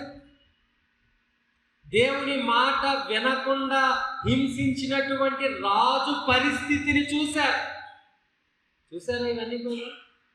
అందుకనే ఈ మాటలను జాగ్రత్తగా ఎక్కడ రాసుకోవాలట? హృదయములో నింపుకో. మనమేటి నింపుకుంటాం హృదయంలో? మన హృదయములో ఏముందో మాటలు ఉండవండి హృదయంలో. ఏడుంటాయంటే ఈర్ష, ద్వేషము, కోపము, క్రోధము, కుళ్ళు, కృతంత్రత, ఇవన్నీ ఎక్కడ ఉంటున్నాయి? హృదయములో ఉంటున్నాయి. కానీ ఈయన ఏం చెప్తున్నాడు? జాగ్రత్తగా అబ్బాబో, నువ్వు జాగ్రత్తగా వాటిని ఉంచుకోక ఏటి ఉంచుకోవాలో తెలుసా? దేవుడు నీ హృదయంలో ఏ మంచి కూడా ఉండదు. కావాలంటే ఇంటికి వెళ్ళాక ఆలోచించుకోండి. కానీ నీకు జరిగిన ప్రతి అవమానం ఉండిపోవచ్చు, నీకు జరిగిన ప్రతి గాయము ఉండిపోవచ్చు నీ హృదయంలో. అయితే నువ్వు అవమానించబడిన అవమానం ఉండిపోద్ది, గాయం ఉండిపోద్ది, ఎవరి మీద కోపం ఉండిపోద్ది, ఏదైనా ఉండిపోద్ది, ద్వేషము, చంపాలనుకున్న విషయాలు ఇవన్నీ ఎక్కడ ఉండిపోతున్నాయి? హృదయంలో ఉండిపోతున్నాయి. కానీ నీ హృదయంలో అసలు ఏముండాలి అంటే దేవుడు చేసిన గొప్ప పనులు ఉండాలి. హల్లెలూయా. అందుకేనండి నీ హృదయములో ఉండాల్సినది దేవుడు చేసిన మంచి పనులు. దేవుని పక్షమున ఉండి చేస్తున్న ప్రతి విషయాన్ని నీ హృదయ పలక మీద నువ్వు రాసుకో. పుస్తకాల్లో రాయని అవసరంలే. మనమేమనుకుంటాం? అబ్బా ఈ విషయాలు అందరికీ చెప్పాలి అని ఇంకో కొత్త బైబిల్ రెడీ చేసి రాసేద్దాం అనుకుంటావే కానీ ఎక్కడ రాసుకోవాలి? నీ హృదయ పలక మీద ఈ మంచి విషయాలు రాసుకొని ఎప్పటికప్పుడు వాటిని జ్ఞాపకం చేసుకోవాలి. ఏమండి? హృదయంలోనే తొలగిపోకుండానట్లు నీ మనస్సును బహు జాగ్రత్తగా కాపాడుకొనుము. ఏం చేయాలండి? ఏం చేయాలి? కాపాడుకోవాలి. ఇది కూడా కాపాడుకోవాలి అనేది కూడా అండర్లైన్ చేసుకోండి. ఎందుకు? దేవుడు కాపాడడు. అర్థమైందా? ఎవరు కాపాడుకోవాలి? నువ్వే కాపాడుకోవాలి. నీ భక్తిని నువ్వే కాపాడుకోవాలి. నీ ప్రయాణాన్ని నువ్వే చెయ్యాలి. కానీ మనమేమనుకుంటామంటే నా ప్రయాణాన్ని దేవుడు చెయ్యాలి, నాకు దేవుడు కాపాడాలి అని అనుకుంటాం. కానీ హృదయములో వాటిని ఉంచితేనే దేవుడి హస్తము నీ మీదకి వస్తుంది. అదే హృదయములో అవి లేకుండా ఏవైనా ఉంటే దేవుని హస్తం నీతో రాదు. ఏమండి? ఏమి ఉంచుకోవాలంట హృదయంలో? దేవుని మంచి విషయాలు ఉంచుకోవాలి. ఇంకా ఏం చెప్తున్నానో చూడండి. నీ మనస్సును బహు జాగ్రత్త కాపాడు. నీ కుమారులకును నీ కుమారుల కుమారులకును వాటిని నేర్పు. ఏం చేయాలట? ఇది కూడా అండర్లైన్ చేసుకోవాలి కదా. ఒక బాధ్యత ఏంటి? కాపాడుకోవాలి. రెండో బాధ్యత ఏంటి? నేర్పాలి. నీ కడుపున పుట్టిన నీ పిల్లలకి లంపకాయలు లేకపోతే ఏమంటుంది, చెంటి పెక్కలు ఇచ్చో, కర్రలతో కొట్టో వారికి వీటిని నేర్పు. భయభక్తులు నేర్పు. ఆరాధన చేయడం నేర్పు. ప్రభు అంటే ఏంటో నేర్పు. ఏమండి? మనకు వస్తారు పాప, నేర్పిస్తున్నారా అంటే నేర్పించట్లే, తప్పించాలని ప్రయత్నం చేస్తున్నారు. రేపొద్దున్న పాప దేవుడంటే భయము లేని పాపగానే పెరుగుతుంది. కారణం ఏంటి అంటే నేర్పేవాళ్ళు లేరు. పాపే కాదు, కావాలంటే చూసుకో, మీ ఇంట్లో ఉన్న పిల్లలందరినీ చూడండి. ఎవరైనా సరే భయభక్తులు కలిగి దేవుడు అంటే ప్రేమ కలిగి ఉన్నారా అంటే ఎవరు లేరు, తక్కువ. ఏమండి, ఉన్నవారందరూ రోడ్లు పడి తిరిగే వాళ్ళే పెరిగిపోతుంది. దేవుడికి అది ఇష్టమంటారా? లేదు. కనుక జాగ్రత్తగా నేర్పించాలి. అందుకనే ఇజ్రాయిల్ మాత్రము వారి పిల్లలకి చిన్ననాటి నుండే, అంటే ఎప్పటి నుండో తెలుసా, పాలు అంటే పుట్టినప్పటి నుండే వారికి నేర్పిస్తూనే ఉంటారు దేవుడి కోసం. వారు మందిరాలకు తీసుకుని వెళ్తారు, మందిరంలో కూర్చోపెట్టడం నేర్పిస్తారు, మోకరించడం నేర్పిస్తారు, ప్రార్థన చేయడం నేర్పిస్తారు, వేడుకోవడం నేర్పిస్తారు, దేవుని సహాయం. ఎందుకంటే ఈ వాక్యాలన్నీ కూడా వారి హృదయములో నింపబడాలి అన్నది వారు చేస్తూనే ఉంటారు. అందుకనే సండే స్కూల్ అనేది ప్రారంభించారు. చిన్నప్పటి నుండే భయభక్తులు ఎక్కడ నేర్చుకుంటారు అంటే సండే స్కూల్. యవ్వనస్తుల కార్యాలలో ఎప్పుడు వాళ్ళకు ఉన్నటువంటి డౌట్స్ సండే స్కూల్లో ఒత్తిడే, అంటే నేర్పించడమే. తిరిగి వాళ్ళు అడిగితే చెప్పేది ఉండదు. కానీ ఎక్కడ ఉంటుంది? యూత్లో ఉన్నప్పుడు రెబల్స్గా ఉంటారు కదా, ఏమైపోద్దులే, తప్పేముందిలే, తింటే ఎట్లే, తినకపోతే ఎట్లే అని అంటారు. దానికి సరైన సమాధానం చెప్పకపోతే యవ్వన కాలంలో వారు తప్పిపోతుంది. యవ్వన కాలంలో వారు సరిగ్గా చెప్పాలి అంటే వాళ్ళ తల్లిదండ్రులు ప్రతిరోజు వాక్యాన్ని, ఇప్పుడు నేను ఎలాగైతే బోధిస్తున్నానో మీ పిల్లలతో ఆ వాక్యాన్ని మీరు అలాగే పంచుకోవాలి, నేర్పించాలి. 10వ వచనం, నీవు హోరేబులో నీ దేవుడిని యెహోవా సన్నిధిని నిలిచి ఉండగా యెహోవా నా యొద్దకు ప్రజలను కూర్చుము, వారు ఆ దేశం మీద బ్రతుకు తెరువులన్నీ నాకు భయపడు నేర్చుకొని తమ పిల్లలకు నేర్పునట్లు వారికి నా మాటలను వినిపించదనని ఆయన నాతో చెప్పిన దినమును గూర్చి వారికి తెలుపుము. ఏం చెప్పాడ? దేవుడే మాకు నేర్పించమని చెప్పాడు అని చెప్పాలి. ఎందుకమ్మా మాకు ఇవన్నీ చెప్తున్నావు పల్లెదే అన్నప్పుడు దేవుడే నేర్పించమని చెప్పాడు. ఇప్పుడు మనం చెప్పేసామనుకోండి, పెద్ద అయిన తర్వాత వాడు తప్పు త్రోవలు పడి వాడు పనికి మాలిన వాడిగా అయిపోయేటప్పుడు వాడికి తెలిస్తే వాడు దేవుని దగ్గర రావడానికి అదే మనం నేర్పించలేదు అనుకోండి, వాడు భ్రష్టుడు అయ్యాడు అనుకోండి, దేవుని దగ్గరకు వస్తాడా? వాడు దేవుని దగ్గర రావాలి అని అంటే చిన్ననాటి నుండే వాడికి దేవుడి గురించి చెప్పాలి. ఎందుకంటే మొక్కై వంగంది వంగుతుందా? ఎలా బాబు, వంగుతుందా? అసలు ఎప్పుడు వంగాలి? మొక్కగా ఉన్నప్పుడు, చిన్నప్పుడు ఉన్నప్పుడే తల్లిదండ్రులను చూసి పెరుగుతారు. పెద్దవుతునేటప్పుడు స్నేహితులను చూసి పెరుగుతారు. కనుక చిన్నప్పుడు పెరుగుతునేటప్పుడే తల్లిదండ్రులు చక్కగా వారికి నేర్పిస్తే పెద్ద అయిన తర్వాత కూడా తల్లిదండ్రులే స్నేహితులు అవుతారు. అదే చిన్నప్పటి నుండే వాడిని విచ్చలవిడిగా, అంటే ప్రేమ ఎక్కువ చేసి వదిలేశారు అనుకోండి, పెద్ద అయిన తర్వాత ఊరోళ్ళందరూ తల్లిదండ్రులు అవుతారు, తల్లిదండ్రులే పరాయి వాళ్ళు అవుతారు. ఏమండి, అర్థమైందా? ఎందుకు దేవుడి క్రమాలను, ఈ విషయాలు నేర్పించమంటున్నాడంటే వారు దూరం అవ్వకూడదు. హల్లెలూయా. కనుకనే వారికి నేర్పించు, అది చూపించు, నేనే చెప్పానని చెప్పాడు. అప్పుడు మీరు సమీపించి ఆ కొండ దిగుకు నిలిచితిరి. చీకటియు మేఘమును గాఢాంధకారమును కమ్మి ఆ కొండ ఆకాశం వరకు అగ్నితో మండుచుండగా యెహోవా ఆ అగ్ని మధ్య నుండి మీతో మాటలాడెను.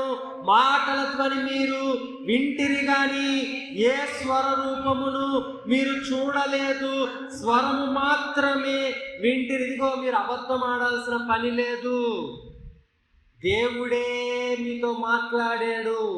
ఆ రోజు మీరు ఆ కొండ దిగులను చూసినప్పుడు, ఆకాశం నుండి మేఘము దిగి వచ్చినప్పుడు, ఆ మేఘము దిగి వచ్చినంత ప్రాంతము అగ్నితో కాల్చబడుతున్న సమయంలో ఆ అగ్నిలో నుండి దేవుడు మాట్లాడాడు. మీరు విన్నారు కదా అనే విషయాన్ని జ్ఞాపకం చేస్తారు. అందుకనే మీ పిల్లలకు మీరు చెప్పండి, నేర్పించండి, చేయండి అనేటటువంటి మాట మనం ఇక్కడ చూస్తున్నాం. మరియు మీరు చేయవలసినది ఆయన విధించిన నిబంధనను అనగా 10 ఆజ్ఞలను మీకు తెలియజేసి 2 రాతి పలకల మీద వాటిని వ్రాసెను. అప్పుడు మీరు నది దాటి స్వాధీనపరచుకొనబోవు దేశములో మీరు అనుసరింపవలసిన కట్టడలను విధులను మీకు నేర్పవలెనని యెహోవా నాకు ఆజ్ఞాపించెను. ఎంత మంచిగా దేవుడు చెప్తున్నాడంటే, ఇదిగో ఆ ఆజ్ఞలను నేను మీకు నేర్పించాలి అని చెప్పాడు. మనం తప్పిపోకూడదు అంటే దేవుని కట్టడాలు, విధులు, ఆజ్ఞలు మనం పూర్తిగా అర్థం అవ్వాలి. కానీ మనకున్నటువంటి ప్రాబ్లం ఏంటి అంటే, మనం క్రీస్తు పుట్టిన తర్వాత, చనిపోయి తిరిగి లేచిన తర్వాత సువార్తల్లో మనము దేవుణ్ణి ఎరిగాము కనుక మనందరికీ తెలిసినటువంటి ప్రాముఖ్యమైన 2 ఆజ్ఞలు మనకు తెలుసు. ఒకటి, నీ పూర్ణ హృదయముతో నీ దేవుణ్ణి ఆరాధించు. రెండోది, నువ్వు నీలాగా నీ పొరుగు వారిని ప్రేమించు. ఈ 2 ఆజ్ఞల వలన మన పాత నిబంధనలో దేవుడు ఉన్నటువంటి విషయాల్ని మనం ఏం చేస్తున్నామంటే పట్టించుకోవడం లేదు. నేను ఎలాగొచ్చా నా కొడుకు అలాగే వస్తాడు నేను అనుకుంటున్నా. ఏమండి, చాలాసార్లు అలాగే అనుకుంటా. నేను ఎలా నమ్ముకున్నానో ఆడికి దేవుడు ఏదో ఒక రోజు కొట్టి తీసుకుంటాడు నేను అనుకుంటున్నా. నీ బాధ్యతను, నువ్వు చేయాల్సిన పనిని నువ్వు విస్మరిస్తున్నావు, అంటే మర్చిపోతున్నావు, నెగ్లెక్ట్ చేస్తున్నావు. అందుకనే దేవుడు వాడికి లాగి కొట్టేసరికి నువ్వు ప్రాధాన్యపడిపోతున్నావు. మరి నువ్వు ఏమీ సొంత కుమారులం కాదు కాబట్టి ఆయన కొంచెం మన మీద ఏం చేస్తారు, సొంత కుమారుడికైతే ఎక్కువ కృప, అద్దె కుమారులకైతే తక్కువ కృప ఉంటుంది కదా. నీవు చేస్తున్న తప్పులే జరిగిన వెంటనే ప్రాధాన్యపడిపోడు, జరిగిన వెంటనే కొంప మునిగేలాగా దేవుణ్ణి వేడుకొని ఆయన యొక్క తీర్పుకు వ్యతిరేకముగా యుద్ధం చేయడం, వీటన్నిటిని బట్టి దేవుడు కూడా విడిచిపెట్టేస్తాడు. అర్థమైందా? మీరు విడిచిపెట్టే జనాంగముగా కాకుండా పిలవబడే జనాంగముగా మనము ఉండాలి. ఏర్పాటు చేయబడినటువంటి వారము. దేవుడు అంటున్నారు, మీరు ప్రత్యేకింపబడినటువంటి వారు అని చెప్తున్నాడు. ఎవరండి మనము? ప్రత్యేకించబడ్డాం. లోకములో నుండి మనము ప్రత్యేకించబడ్డామనే విషయం జ్ఞాపకం చేసుకోండి. కనుకనే మనము బిల్లాము బోధ వైపు మనం మక్కువ చూపకుండా ఎవరి వైపు మనం మక్కువ ఉండాలి అంటే దేవుడిచ్చే జ్ఞానము వైపు, వివేకము వైపు, కృప వైపు మన మక్కువ ఇష్టము ఉండాలి. బతిమాలితే చర్చికి రావడం కాదు, ఇష్టపడి పరుగున చర్చికి రావాలి. అర్థమైందా? అందుకే కుక్కకున్నంత విశ్వాసము మనకి ఉండాలి అనే విషయాన్ని జ్ఞాపకం చేస్తున్నాను. ఆ యజమాని బయటికి వెళ్ళి ఇంటికి వచ్చేసరికి ఇంట్లో ఉన్న కుమారుడు అడగడో కానీ ఆ ఇంట్లో ఉన్న కుక్క మాత్రం అడుగుతుంది. బాగా పరిగెట్టి తోక ఊపిసి, నువ్వు ఎంత స్ట్రెస్లో ఉండు, నువ్వు కూర్చోగానే అది నీ కాలు చుట్టూ తిరిగేసరికి నీ స్ట్రెస్ అంతా బయటికి పోతుంది. ఏమండి? కానీ ఇక్కడ చూస్తే మనం ఎలాగున్నాము అంటే తిరిగి గుదిబండలాగా ఉన్నామే తప్ప దేవునికి స్ట్రెస్ ఫ్రీ చేసేటటువంటి కుక్క పిల్లల్లాగైతే మనము ఉండడం లేదు. ఇష్టపడి రాగలం. నా దేవుడు నాకు కావాలి అని మనం దేవుని దగ్గర రావాలి. నా దేవునికి నేను ఇష్టడుగా ఉండాలి, నా దేవుని దగ్గరికి నేను రావాలి. ప్రార్థన చేసేటప్పుడు నా దేవుని కొరకే అన్నట్లుగా నేను ప్రార్థన చేసేవాడిగా దేవుని దగ్గర రావాలి. అంతేగాని ఇది ఒక రిలీజియస్, ఇది ఒక భక్తిపరమైనటువంటి, లేకపోతే రాజ్యాంగంలో ఉన్నటువంటి మతపరమైనటువంటి దానిగా నువ్వు చూసావనుకో, వాళ్ళు చూస్తారు, వారికి ఇది ఒక మతమే. కానీ లోపలున్న మనకు మాత్రం ఇది మతము కాదు. ఏమండి? చూసే వారికి ఇది మతమే. వారు మీరు మునిగిపోయారు, దిగిపోయారు, గెంతేశారు, ఏదనుకోనియండి, వారి దృష్టిలో ఇది మతమే కావచ్చు, కానీ మన దృష్టిలో మాత్రము ఇది మతము కాదు. ఇది ఏంటి అంటే మార్గము. ఏం మార్గము? ఇది పరలోకానికి చేర్చేటటువంటి ఒక భక్తి మార్గము. దీనిలో ఉన్నటువంటి వారు వేషధారులు ఈ మార్గములో రాలేరు. ఈ మార్గములో వ్యభిచారులు రాలేరు. ఈ మార్గములో నూతన స్నేహితులు రాలేరు. ఈ మార్గములో అనుమానితులు రాలేరు. ఈ మార్గములో లంచగొండులు రాలేరు. ఈ మార్గములో ఇదిగో అధిక సంభాషణలు రాలేరు. ఈ మార్గములో వచ్చేవారు, క్రీస్తుని పోలి నడిచేవారు మాత్రమే ఈ మార్గము గుండా దేవుని దగ్గరికి చేరుకోగలరు. మిగతా వాళ్ళు ఎవరు రాలేరు. మీరు రావాలి అని అనుకుంటే, మీరు చేరాలి అని ఆశపడితే, మీలో ఉన్న దుర్బోధను మీరు తీసివేసుకోవాలి. ఏమండి? పోనీలే, పర్లేదులే, ఏం కాదులే, పర్లేదు, ఏటైపోదులే అనే దుర్బోధను మీరేం చేయాలట? వదిలివేయాలి, విడిచిపెట్టాలి. విడిచిపెట్టినంత వరకు కూడా దేవుని హస్తం మన మీదకి రాదు. ఏమండి? దుర్బోధను విడిచిపెట్టినంత వరకు కూడా. ఎవరైనా నీకు వచ్చి అడిగారు అనుకో, అమ్మా నేను పలానాది చెయ్యాలనుకుంటున్నాను అనగానే పరుగున నీ నోటికి వచ్చింది చెప్పాను కాదు. ఏమండి? నీ గురించి నేను ప్రార్థన చేస్తాను, లేకపోతే నీ గురించి నేను ఇదిగో అధికారిగా ఉన్నటువంటి సేవకునితో నేను మాట్లాడతాను, మాట్లాడి తెలుసుకున్న తర్వాత నీకు సమాచారాన్ని ఇస్తాను అని ఏది చెప్తే ఆ రకంగానే నడుస్తాము. సేవకుడు కూడా ప్రార్థనాపూర్వకంగా చెప్పితే అవేటి కూడా జరగవు.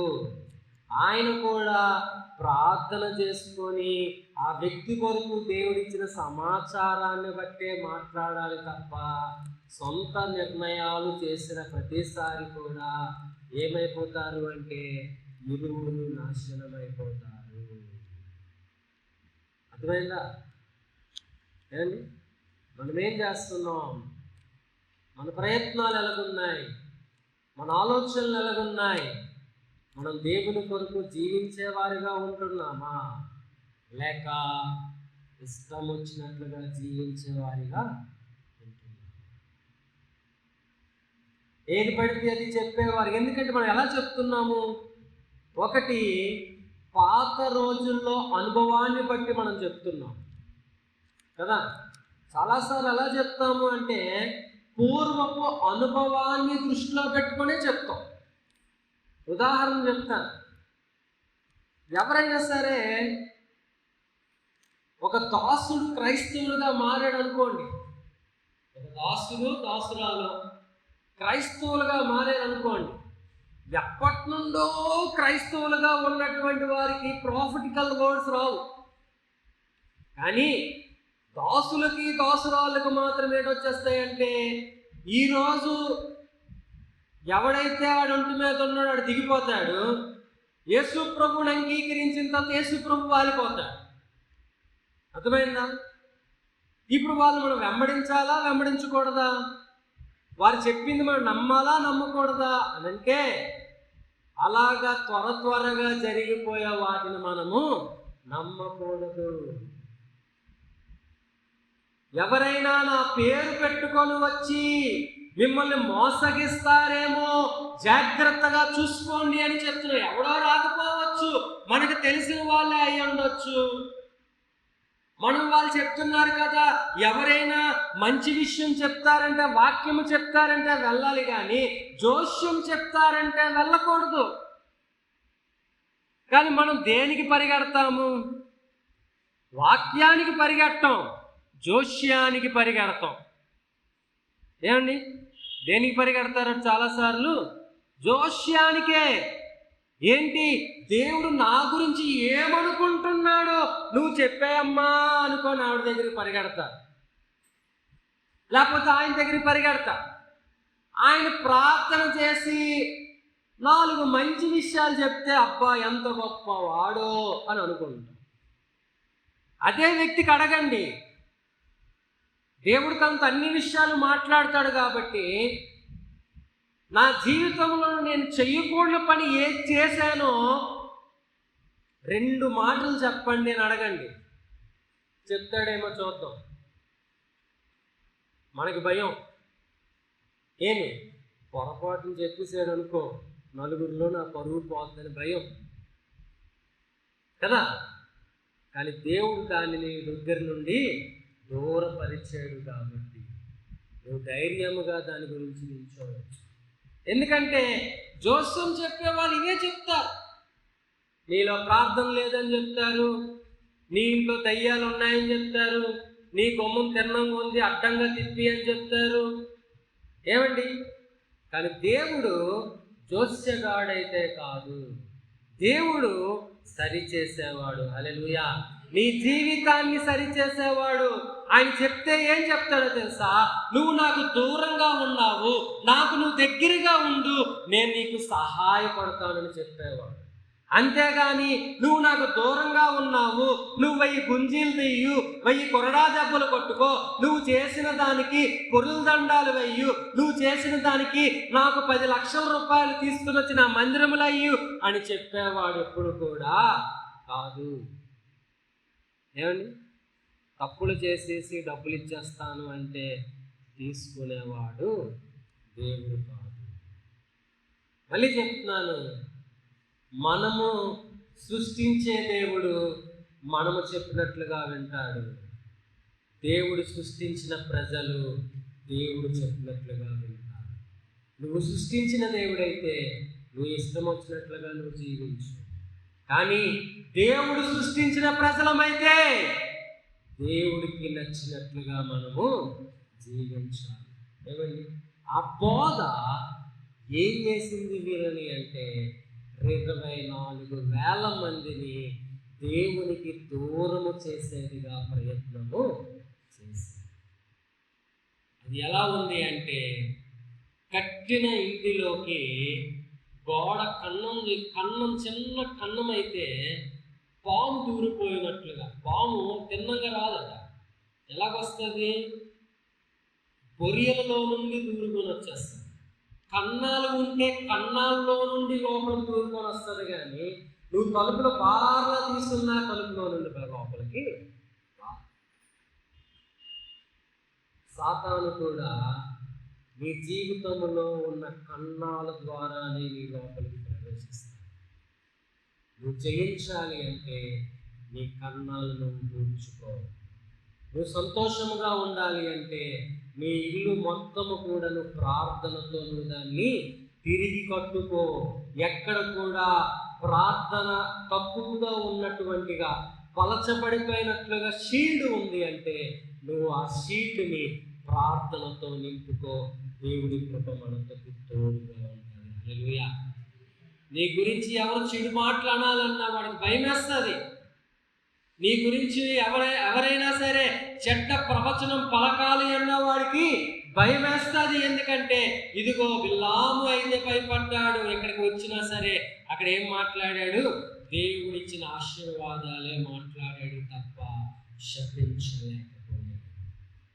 మనం శపించబడకూడదు అంటే దేవుడు కట్టినటువంటి విధానంలో మనము ఉండాలి.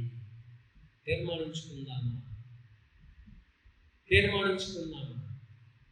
దేవా, నువ్వు కట్టినటువంటి విధానములో నేను ఉండాలి అని నేను అనుకుంటున్నాను. తీర్మానించుకున్నాను. ఈ ద్వితీయోపదేశ కాండంలో 4వ అధ్యాయం నుండి 14 వచనాల్లో ఉన్న విషయం. అనేక మంది దేవునికి దూరమైపోయి చనిపోయిన వారు అనేక మంది ఉన్నారు. నీ పరిస్థితి ఏంటి ప్రియ సంగమా? నీ పరిస్థితి ఏంటి ఈ రోజున? మనమైతే అనుకుంటున్నాం, మేమైతే రక్షణ పొందుకున్నాం, యేసు ప్రభు వస్తే మేము ఎత్తబడతామని గొప్ప దృఢమైన నిశ్చయతతో ఉంటున్నావా? లేక దేవునికి విరుద్ధమైన ఎన్నో చేస్తూ తెలియదు అనేటటువంటి మాటతో జీవిస్తున్నావా? ఆలోచన చేసుకో. ఆలోచన చేసుకో. నీలో ఆ సంతోషం ఉంటే, దేవుడు వచ్చినప్పుడు ఎత్తబడతాను అనేటటువంటి ఆ నిరీక్షణ ఆనందము నీలో ఉంటే, నీకు ధన్యుడవు, ధన్యురాలవు. ఒకవేళ అటువంటి విధము నీలో లేకపోతే, ఇదే సరి అయిన సమయం, ఇదే అనుకూల సమయం, మనకు దేవుడిచ్చిన అద్భుతమైన సమయం. ప్రభుతో మనం మాట్లాడుదాం, క్షమాపణ వేడుకుందాం. ప్రభు మన కొరకే ఈ లోకానికి వచ్చిన రక్తమును కార్చి ఏ ఒక్కరు నశించుకోక ఆయనకి ఇష్టము లేదు అని గొప్ప పదాన్ని తెలియచేసిన దేవుడు. మనకు తెలియక చేసిన తప్పులు ఆయన మనకు చూపిస్తునేటప్పుడు ఒప్పుకునే వారిగా ఉంటూ ఆయన ఆత్మను మరొకసారి మనలోకి ప్రవేశింపచేసుకుందాం. దేవా నన్ను క్షమించు అని చెప్తాం. ప్రభువా నన్ను క్షమించు అని చెప్తాం. ప్రభువా నీ కట్టడలో నీ విధులు నువ్వు చేసిన మంచి పనులు ప్రభువా నా హృదయంలో నేను ఉంచుకోలేదే అని చెప్పి మనం మాట్లాడతాం. తప్పు ఎరిగి సరిదిద్దుకుంటాను అన్న వారికి దేవుడు సహాయం చేస్తాడు. కానీ తప్పు ఎరిగి కూడా మూర్ఖతముగా ఉండిపోయే వారికి దేవుడు సాయం చేస్తాడని నేను అనుకోను. ఈ సంగమా సరిచేయబడదాం, ఈ సంగమా సరిదిద్దుకుందాం.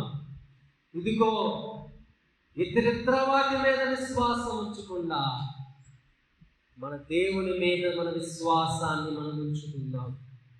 మన దేవుని మీద మన నమ్మకాన్ని ఉంచుకుందాం. మన దేవునితో మనము దృఢమైన నమ్మకముతో గురి యొద్దకే మనం పరిగెడదాం. ఇదిగో మన శరీరాలకు నలగొట్టుకుందాం. మన శరీరము సుఖము కోరుకుంటుందేమో, నలగొట్టుకుందాం.